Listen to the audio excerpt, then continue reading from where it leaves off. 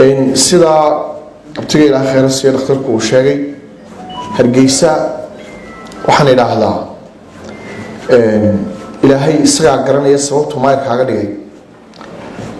وليسكو حقيق ويوي runta in la qariyo maaha walays weyn baa jira dadku waxay filayaana waa wax weyn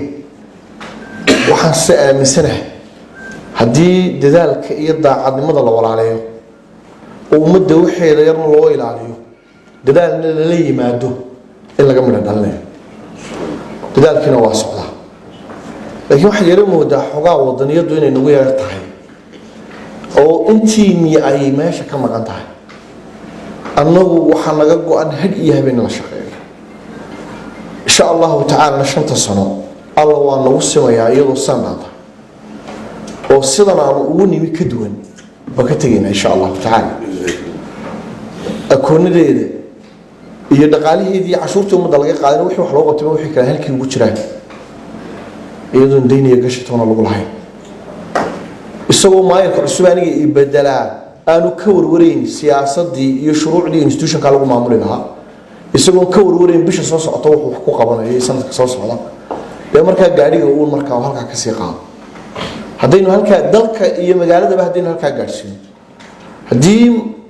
qofkii meel imanaya institutionkii waxba uu si diyaarsan inuu yimaado idalka meel la geyn kari maayo dhibtu qof ha ku dhacdo qofkaas cimrigiisa ha cuno dadaal ha la yimaado meesha oo diyaarsan ka tago ka dambeeya waxa qabta markaa laakiin hadii kii yimaado ku mashquulo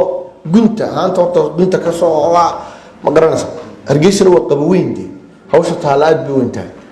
dhakhtarka ilaahay khayr siiyo wow Safina Cargo waxa ay ku sahlaysaa alaabta ay kaaga keenaysa dalka China cadad kasta cabir kasta iyo cayn kasta hal kartoon ilaa 1 kartoon iyo in ka badan container ilaa container hubinta tayada alaabta iyo dalabaadka Safina waa sumadeeda waxay xafiisyo ku leedahay gobolada oo dhan